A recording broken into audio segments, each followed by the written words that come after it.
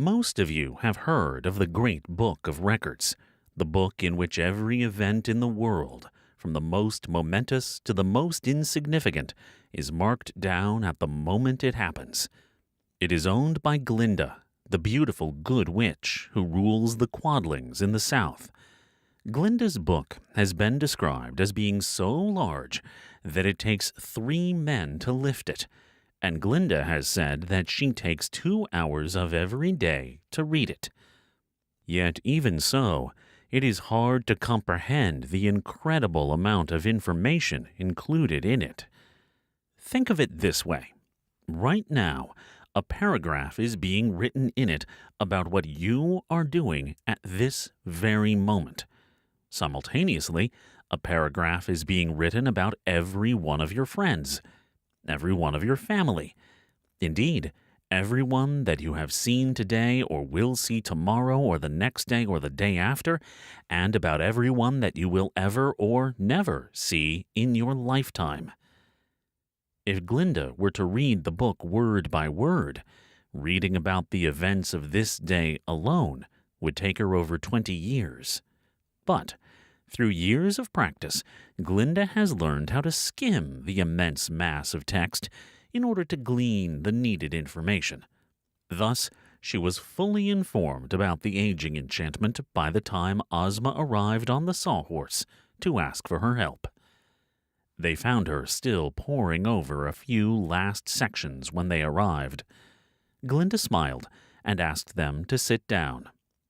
The sawhorse liked to claim that no flesh creature could be as beautiful as a wooden horse such as himself, but even he would admit that when Glinda smiled, no one looked as radiant. There was a sweetness in her smile that was unmatched. "Time," Glinda declared, "is of the essence." "Indeed it is," said Ozma. "Nothing serious has happened yet, but if we don't restore the aging enchantment soon, I fear something terrible is bound to occur." "You are right, my dear," agreed Glinda, "but that is not exactly what I am talking about." "Oh, I understand," said Ozma, not understanding at all. "What I mean is, we must learn to use time to our advantage," explained Glinda.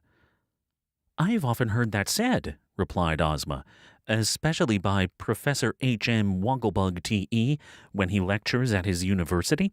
He says that is the great advantage of his learning pills." "He has often praised me for my speed and my efficient shortening of travel time," added the sawhorse proudly. With his gold-shod hooves and tireless body, the sawhorse was one of the fastest creatures in Oz. "Though I must admit I never quite understood what his hurry was," said Ozma. "I always say, if you don't finish it today, there's always tomorrow. Nothing will have changed in the meantime."